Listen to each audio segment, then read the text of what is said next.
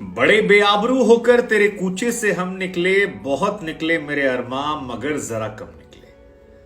वो जो बांग्लादेश के फैंस थे जो 70 पर 6 गिरने के बाद स्टेडियम से बाहर निकलने लगे थे, ये उन्हीं के दिल की बात है जो अपनी टीम को लानत मलानत भेज रहे थे कि लानत है ऐसी टीम पर जो नीदरलैंड के सामने 70 पर 6 गिरा ले गई।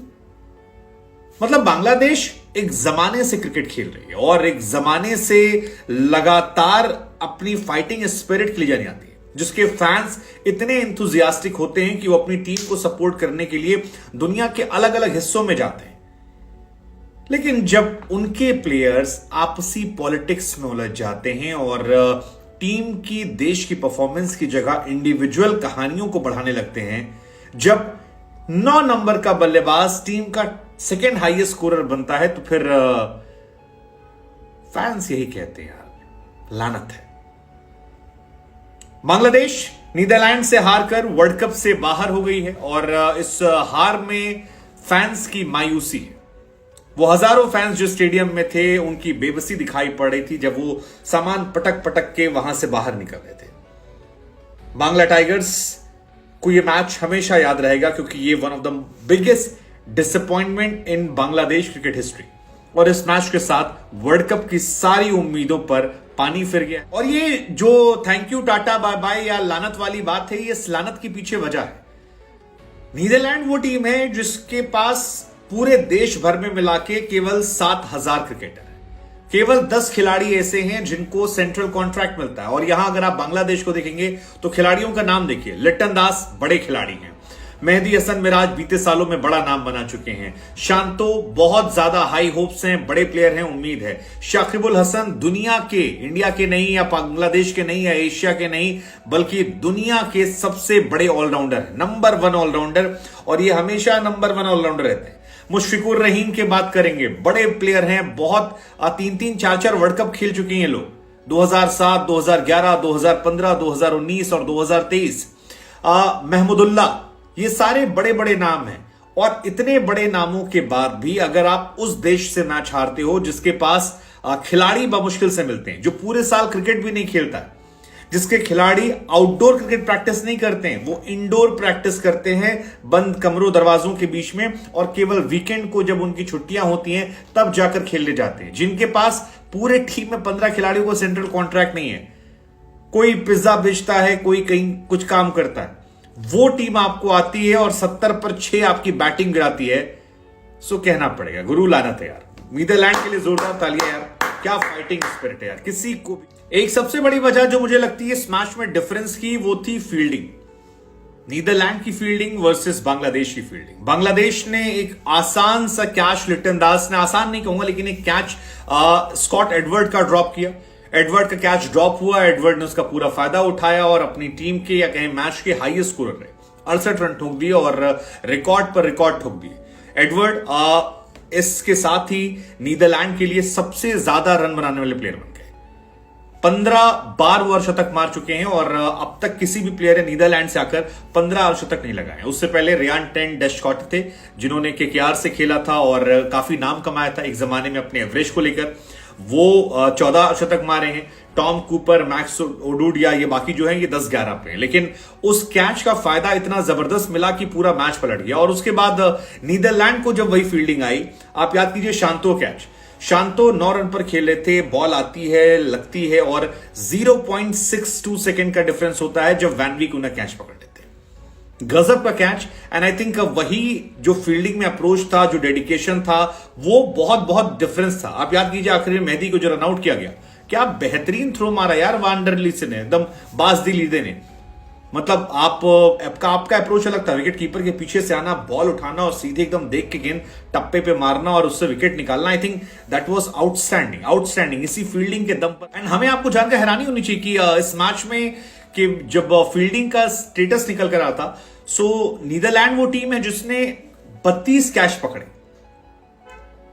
और अब तक केवल 5 कैच ड्रॉप किए हैं। तो उनका रेशो जो है दैट इज 86%, जो बाकी सभी टीमों से ज्यादा है। मतलब पाकिस्तान भी इस बीच फील्डिंग अच्छी की है, इंडिया अच्छी की है। हालांकि पाकिस्तान ने भी ड्रॉप कैचेस की वजह से बहुत सारे मैचेस हारे हैं, लेकिन इस जगह पर जो उनकी फील्डिंग है आई थिंक उसने बहुत बहुत बहुत बड़ा रोल प्ले किया और इस मैच में काफी ज्यादा उनको फायदा हुआ। अब अगर स्कोर बोर्ड की बात करें तो इस मैच में नीदरलैंड ने टॉस जीता। शुरुआत बहुत खराब रही लेकिन बाद में रिकवरी बड़ी अच्छी रही और चाहे बैरिस्टी की बात की जाए या फिर बाकी खिलाड़ियों की बात की जाए, खासतौर पर एडवर्ड की बात की जाए, उन्होंने संभाला। और हम सब जानते हैं कि नीदरलैंड शुरुआत में विकेट देती है लेकिन उनका मिडिल ऑर्डर और लोअर मिडिल ऑर्डर जो है वो एक नंबर है। और बाद में वैन वीक ने जो पिटाई की, 16 बॉल पे 23 रन, 230 बने थे। 229 बनने के बाद ही मैंने कह दिया था कि अब ये टीम लड़ सकती है, बिकॉज 229 रन इस टीम के लिए काफी हैं। ये टीम वो है जिसने साउथ अफ्रीका को पटका था और जब स्कोर बोर्ड में ठीक ठाक रन होते हैं तो ये टीम थोड़ी डोमिनेटिंग हो जाती है। हमने पहले भी देखा था और इस मैच में भी दिखाई पड़ा। और एडवर्ड या बाकी जितने प्लेयर थे उनकी पारी को इन्होंने यूटिलाइज करना शुरू किया। इनके पास गेंदबाज ऐसे हैं और ऑल्सो इनकी फील्डिंग जिसकी हम बहुत तारीफ कर रहे हैं वो चढ़ती है। बांग्लादेश ने गेंदबाजी अच्छी की थी लेकिन आई थिंक और जल्दी वो समेट सकते थे और जल्दी रन जो है वो सिमट सकते थे, क्योंकि एक समय 194 पर 8 था या उसके पहले 185 पर 7 था। तो आई थिंक वहां से आप जल्दी सिमटा सकते थे। 185 पर 7 बहुत ज्यादा होते हो, उसके बाद आप वहां से विकेट निकाल सकते थे। आपने बैक टू बैक निकाले थे लेकिन वही कहानी है कि नीदरलैंड का लोअर ऑर्डर जो है वो हमेशा इफेक्टिव होता है और उसने करके दिखाया। मुशफिकुर सही थे, मेहदी हसन सही थे, तस्कीन सही थे, लेकिन जब आप गेंदबाजी देखते हैं सामने वाली टीम की तो आपको रियलाइज होता है कि वो ज्यादा बेहतर टीम है और नीदरलैंड की गेंदबाजी का असर है कि उन्होंने ये मैच आसानी से जीत लिया। जबरदस्त शुरुआत होती है, पांचवा ओवर चल रहा होता है। लिटन दास जो है वो आर्यन दत्त का शिकार होते हैं। आर्यन की कितनी तारीफ करेंगे आप यार, 10 ओवर में 26 रन दिए, 1 विकेट निकाला लेकिन 3 मेडन डाले। सो वो शुरू में आकर पावर प्ले में 2-2 मेडन ओवर डालना, विकेट निकालना, आप जितनी तारीफ करें उतना कम है। I mean is incredible. बल्ले से भी शॉट मार देते हैं, गेंदबाजी में पावर प्ले में स्पिनर गेंदबाज जो 26 रन देकर 1 विकेट यार, 3 मेडन ओवर। आप बहुत तारीफ कीजिए उनकी, जितनी तारीफ उतना कम है। और उसके बाद उनके जो मेन बॉलर हैं वैन वीके, लिंदे या मिक्रन, ये कमाल शुरू करते हैं। तंजीद हसन जो हैं वो आउट होते हैं। अब चर्चा तेज होनी चाहिए, क्या तमीम इकबाल को ना लाकर एक गलती की गई या क्या Tamim Iqbal will be the happiest person right now? ये सवाल उठना चाहिए क्योंकि ये सवाल बनता है अब। एक्सेप्ट फॉर मेहदी हसन मिराज, बाकी जितने भी प्लेयर थे किसी ने ना टिकने की सोची ना रन बनाने सोची। शाकिब यार, आप 3-3 दिन गए थे बांग्लादेश घूमने, अपने मेंटोर के पास मिलने, पता नहीं क्या करने आप गए थे। मेरी तो समझ से परे उनकी भी हिसाब किताब। अपनी टीम को छोड़कर गए थे, आप लौट कर आते हो और आप कितने 5 रन बनाकर आउट आते हो। इतने लंबे एक्सपीरियंस के बाद आप यार टीम को संभाल नहीं पाते हो। मिक्रन ने मुशफिकुर को बोल्ड मार दिया। एक तो इनकी बैटिंग लाइनअप समझ में मुझे नहीं आती है कि आपके पास नहमुदुल्ला जैसा बैट्समैन है जो कंसिस्टेंट है, लगातार रन बना रहा था, आप उसको 7 नंबर पर खिलाते हो। कोई लॉजिक है इस बात का? मतलब आज भले ही उन्होंने 20 रन बनाए हो बट जब तक वो खेल रहे थे तब तक मैच खत्म हो चुका था और यही वजह है कि मैच जो है आप 87 रन से हारते हो। बहुत बहुत डिसअपॉइंटिंग। आई थिंक इस मैच के बाद बांग्लादेश अपने आप में देखेगी और बहुत डिसअपॉइंटिंग है। मतलब एक अच्छी टीम यार, आप अफगानिस्तान को देखिए कितनी जल्दी राइज कर लेगी। आप बांग्लादेश 2007 में यार आप इतना अच्छा खेल रहे थे, आपने इंडिया को 2007 में हराया था। आपके पास प्लेयर्स हैं, आपके पास बोर्ड है, आपके पास अपनी खुद की लीग होती है और आप चले जाते हो।